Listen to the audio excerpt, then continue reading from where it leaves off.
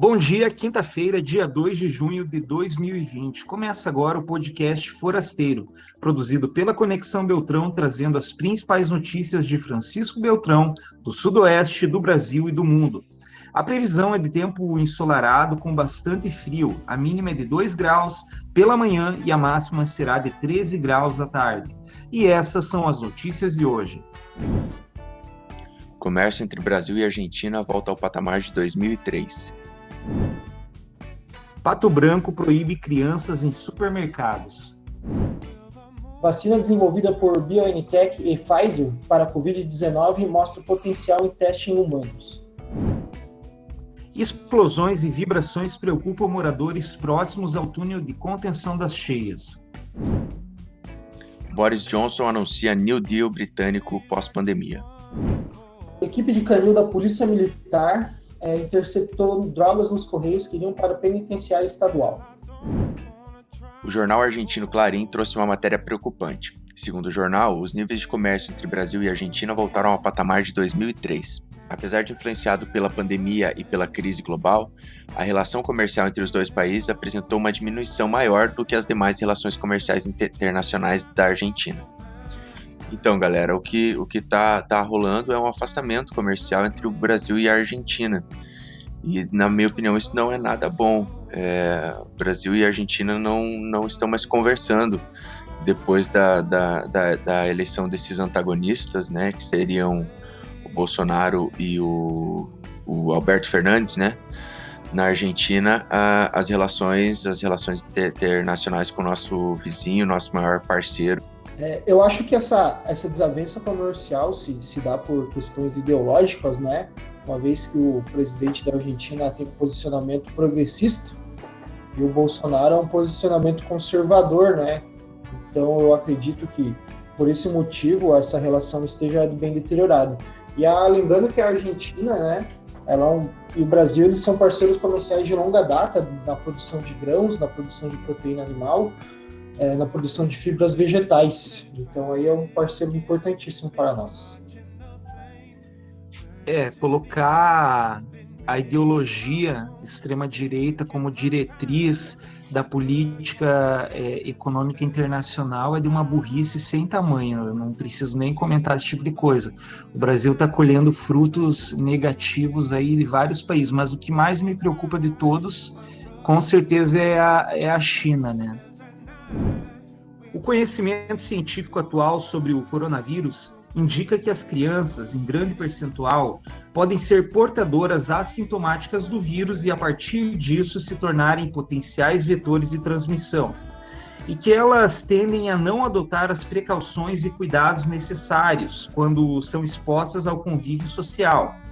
Tendo isso em vista, a Prefeitura de Pato Branco comunicou que entrará em vigor nesta quinta-feira, dia 2, o decreto número 8.723. O decreto proíbe o ingresso de crianças com até 12 anos em lojas e supermercados do município, como medida complementar para o enfrentamento da pandemia, enquanto durar a situação de emergência relacionada ao novo coronavírus, a Covid-19. É uma medida bem inteligente, me surpreende, né, que a gente não tenha ouvido falar dela antes, porque a circulação de crianças é uma coisa que é bem possível evitar, não é? Não é que nem um adulto que precisa trabalhar ou ir a algum comércio. E criança a gente sabe, né, tudo que pega põe na boca, não lava a mão, né, não toma os devidos cuidados. Então é uma medida muito inteligente, muito assertiva aí do pessoal de Pato Branco. E para piorar, né, Jordano, quando ela pega esse vírus, ela vai estar passando para as outras pessoas sem saber, a família dela não vai perceber, e vai passar para uma quantidade muito maior de pessoas o vírus, né? Justamente por não ter os sintomas. O sintoma é meio que um termômetro, né? Da situação da pessoa. Se não tem o sintoma, ninguém sabe. Nós tivemos uma discussão nos comentários da matéria que você postou, João, e foi interessante porque um rapaz foi embaixo e argumentou que tem famílias que a mãe é mãe solteira, por exemplo, e não pode deixar a criança em casa, né? E daí uma moça foi embaixo, eu não tô com os comentários abertos, senão eu citava o nome deles, mas a moça foi embaixo e falou que realmente que quando for esse o caso, né, claro que deve se abrir uma exceção, mas que por regra as crianças devem ficar em casa, e eu acho isso muito bom. Uma nova vacina para a Covid-19, ela foi desenvolvida e ela apresentou resultados muito promissores, né, para os testes em humanos, não é? A Biotech afirmou, que foi a empresa que está desenvolvendo, que a vacina BNT 162B1 foi testada em 24 voluntários saudáveis que após 28 dias apresentavam níveis de anticorpos muito maiores do que um infectado e curado por Covid-19. Então, as pessoas que receberam a vacina, elas apresentaram uma leve febre entre 4 e 3 dias depois da aplicação, mas a princípio foi só isso. Então, é isso aí, pessoal. Há um indício de uma possível vacina para o Covid-19, hein? Estamos na esperança aqui. Que maravilha, mas o nosso guru maior da Covid, o Átila, já explicou que essa é uma segunda fase daquelas fases de teste, sabe? Segundo ele, a parada é a seguinte, primeiro tem o teste em laboratório e mostra se é eficaz ou não ali, e depois tem esse teste de gerar anticorpos. Segundo ele, a próxima etapa é descobrir se esses anticorpos são realmente eficazes contra a Covid, porque o fato de gerar anticorpos não significa exatamente que ele gera um anticorpo para a Covid. Então, é excelente notícia, passamos mais uma fase, o que ainda não nos dá uma vacina como certa. Mas sim, a notícia é muito boa, muito boa. É uma boa notícia, sim. O mercado financeiro, ele recebeu a notícia da vacina muito positivamente, né? Nós tivemos altas nas principais bolsas de valores do mundo, inclusive na nossa querida B3, que é a Bolsa Brasileira, ela acordou em alta ontem. E fora outras ações, empresas brasileiras. Os moradores das proximidades de onde está sendo construído o túnel para as obras de contenção das cheias procuraram o vereador Dili Tonello, do PV, pois estariam preocupados com as constantes explosões no local, ao barulho, as vibrações e as possíveis rachaduras que teriam sido provocadas em algumas residências.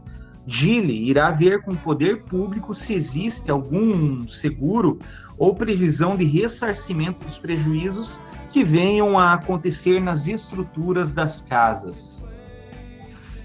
Então, ali nas obras de proximidade do túnel, né, que vai ter mais ou menos 1.200 metros e vai ter um valor total aí de mais de 40 milhões de reais, o pessoal está reclamando que está tendo muito barulho, né, das explosões, e algumas pessoas até alegaram que rachaduras estão surgindo ali na superfície das casas e trazendo problemas estruturais. Mas é uma coisa assim que tá mais no campo só do comentário até agora, né? Eu não vi nenhuma equipe até lá, nem nada do tipo. O pessoal veio reclamar mesmo ali com os vereadores. Não foi só com o Dili, teve mais um ali, mas agora não me vem à cabeça o nome do vereador. Mas eles foram reclamar ali na Câmara Legislativa pelos seus direitos. Então certos, né? E se o poder público, independente da obra, causar dano para a família deles, causar dano para a casa deles, o poder público tem que ressarcir. Em relação aos barulhos e à incomodação, eu duvido muito que eles consigam fazer alguma coisa, porque são coisas inevitáveis para quem está fazendo uma obra daquele tamanho, né? E daquela importância. Agora, se houver dano ao patrimônio deles, aí é bem fácil eles cobrarem isso aí judicialmente, independente de qualquer seguro que a prefeitura tenha, né?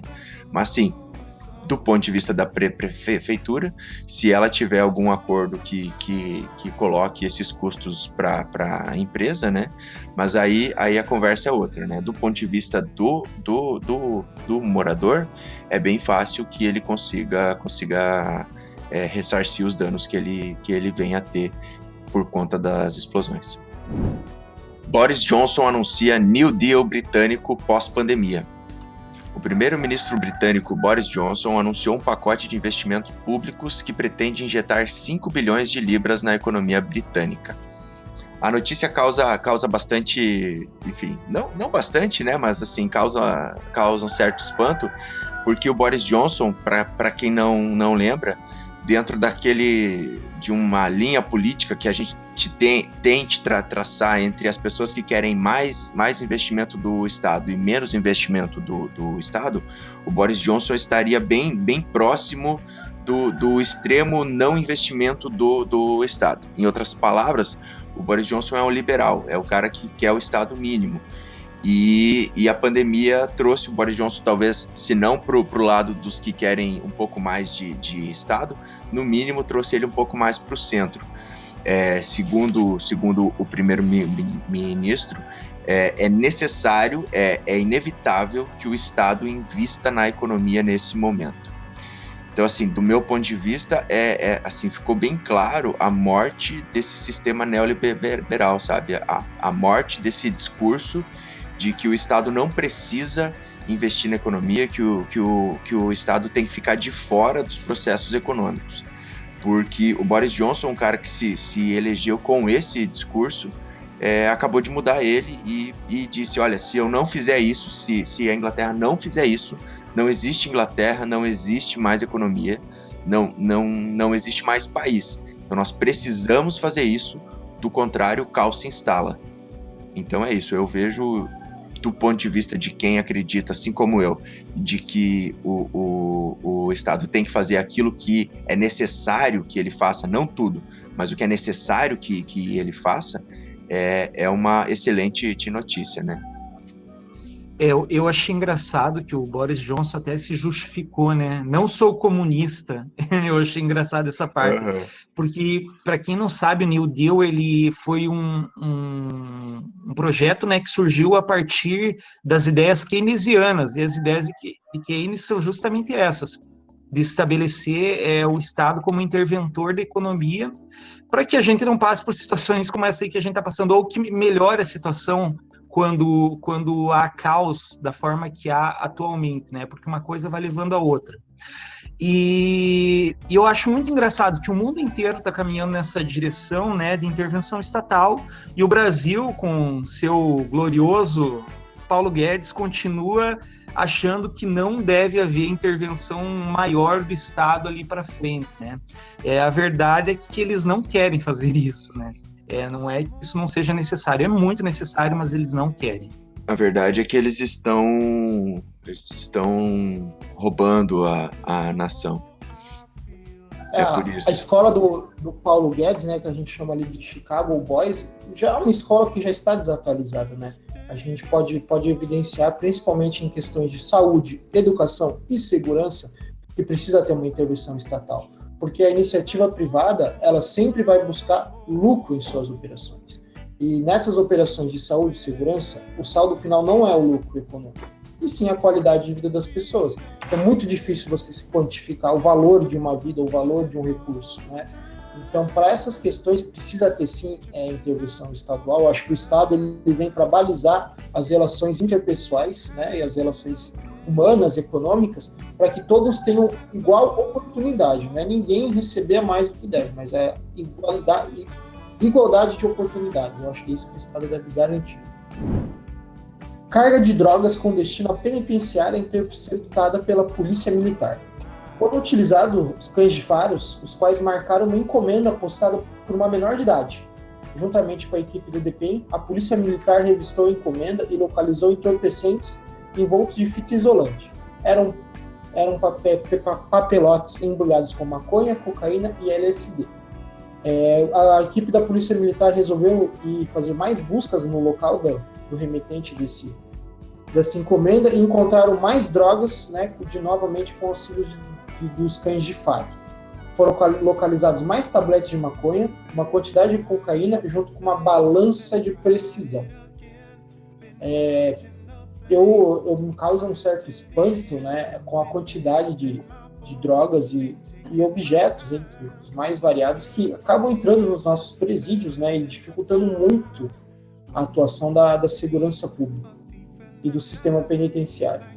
A situação da fiscalização desse tipo de coisa começou a ficar um pouco melhor ali no presídio, depois que eles instalaram um aparelho de raio-x, né?